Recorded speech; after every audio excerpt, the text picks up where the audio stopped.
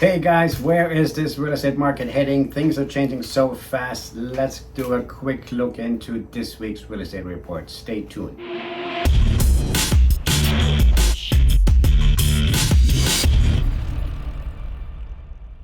Hey guys, Philip Shadler here, a local real estate agent in Los Angeles, and let's look at this week's real estate report. What is going on in the market of real estate, in the world of real estate? Okay, so here we go into 4chan, the odds of a home price decline hitting your local housing market as told by one interactive chart. So there's different odds in different areas. Remember, real estate is always regional.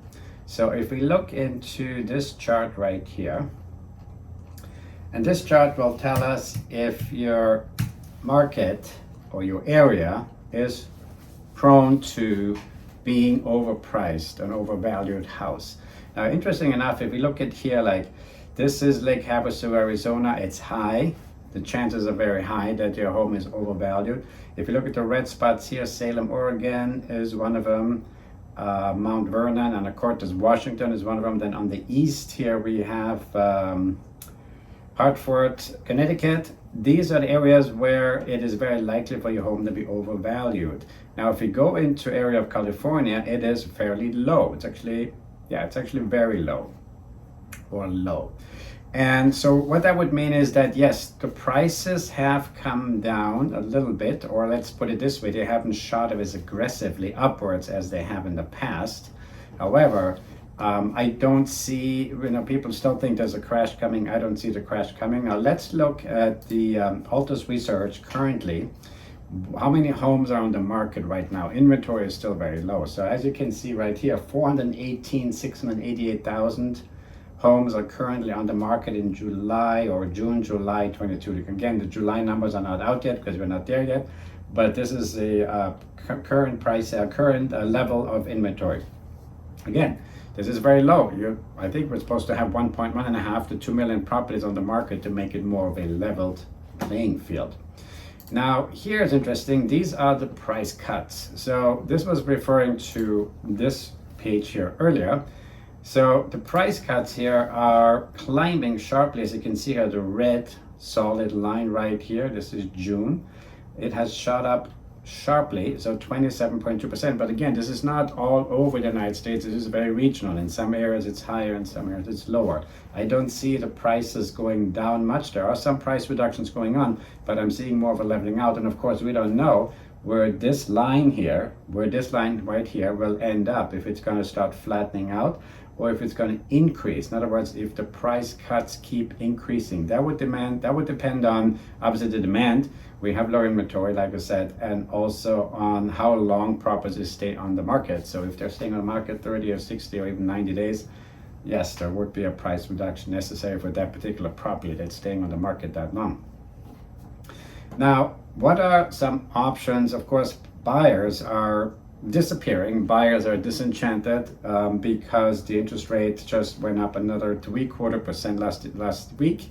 So that would almost bring it up to, I believe, 7%. That's the national interest rate. That doesn't mean that a mortgage will be at 7%. As a matter of fact, one of my lenders I'm working with has just done a 30-year fixed for 5%.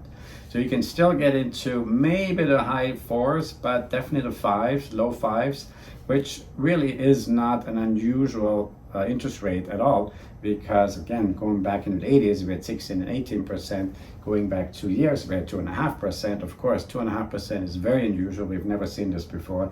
And of course, when you now look at 5%, it looks twice as much. But again, remember your whys. Why are you buying a property? Why do you want to get into it? Do you want to do it because you're building equity, building wealth? Then in the long range, it's always worth it, in my opinion. But here's another thing that would be an option, would be an assumable mortgage. You might ask, what is an assumable mortgage?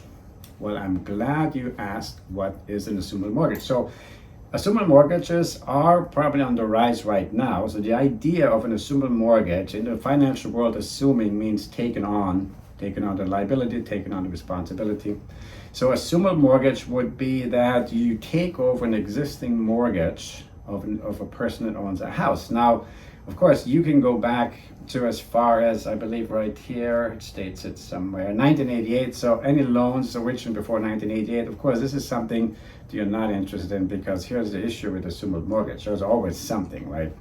The issue is that you have to pay the equity in cash. So meaning the down payment might be quite a bit higher than you would be otherwise with a regular conventional loan.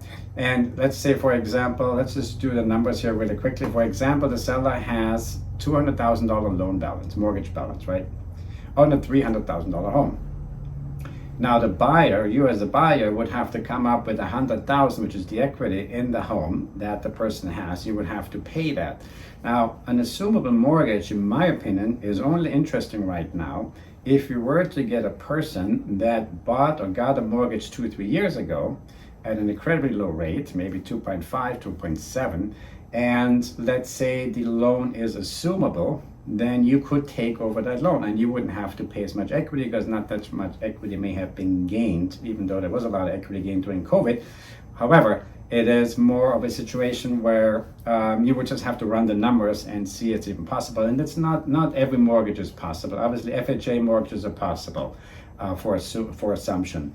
U.S. Department of Veterans Affairs, VA loans, USDA loans are assumable, while some conventional loans may or may not be assumable. This is something you would have to find out. Now, there are two ways of doing an assumption, a loan mortgage assumption. One is here, the simple assumption. Basically what that means is you take over the person's mortgage, you pay your equity, you pay everything down, your equity, and then you make payments on the mortgage. Now, if you default, the seller is still liable with a simple assumption. This is important to know. And novation is what the word indicates, is new. Novation, I think it's from Latin. Novation means that you're making a new one, but you're keeping the same terms, the same mortgage, but now no longer is the seller liable in case you are not making a payment.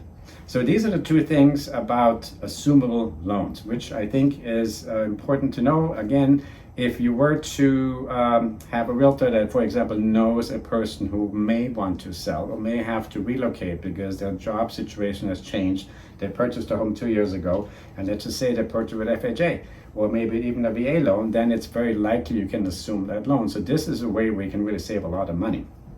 Now, another option is, and this is a very crazy idea, I've heard many times people talk about it, is a 40-year mortgage. So let's just assume that you had been pricing out a home, you've been pricing out your mortgage payment, so let's say $3,500 a month, right? And this was 2-3 months ago, where the rates were still at 3%, 2.9, 3%, 3.5. Now, with the interest rates going up and up and up, and now, like I said earlier, you could get a 30-year fix for 5%, somewhere around there. My lender has just finished or closed a loan for that percentage, 30-year fix. Now, let's just say you would go 40 years. Now, because your initial payment or initial plan from 2-3 months ago would have been $3,500 mortgage payment, now with the interest rates increasing, it could possibly now turn that same mortgage payment into a $4,000 or $4,200 mortgage payment. By going into 40 years, you bring this back probably to $3,500. I mean, again, you would have to run the numbers, but you would probably be somewhere in there, meaning you bring your payment back down to $3,500, which was your original budget, right?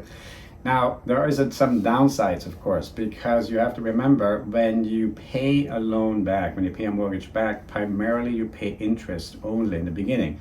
So you would be paying more interest. You'll also be paying more interest if you keep the whole mortgage for your loans. But here's some news for you. The average homeowner in America stays 7 to 10 years in a home, sometimes even sooner. So let's just say, even if you want to stay in your home forever, this would be an option to discuss with a lender, a 40-year loan, just to get in and have your payments lower, because there is a chance, of course nobody knows for sure, but there is a chance that mortgage rates will drop again by the end of the year, or maybe even by next year. There is a chance. I mean, I don't know how far they're going to go up, where the Feds are trying to control this inflation and avoid a recession. Some people think we're already in recession, avoid a recession. But this is just a clever, or I think an interesting way to work around getting into a property still with the same down payment that you had planned originally, with the same mortgage payment that you had budgeted originally, but with a 40-year loan. So this is something to obviously discuss with your lender, because most people don't stay 30, 40 years in their homes anyway. Like I mentioned earlier, the average is about 7 to 10 years when people move. And so here, what you could do is, if you had a 40-year loan, and let's just say, again, we don't know for sure, but let's just say the interest rates will be lowered, would be lowered by the end of the year or the next year, then you can refinance, and that situation with the 40 years is off the table, and you're back on the 30-year loan, and you're kind of going more the traditional route of purchasing a home. Anyway, these are just some ideas, and this is my report for this week, and I hope this is helpful. If you have any questions, please feel free to reach out anytime at 310-918-2260, and I'll talk to you next time. Thank you so much, and please, if you could like, subscribe, and pass this information on to somebody who finds it useful, I would be greatly appreciating it. Thank you so much. Until next time.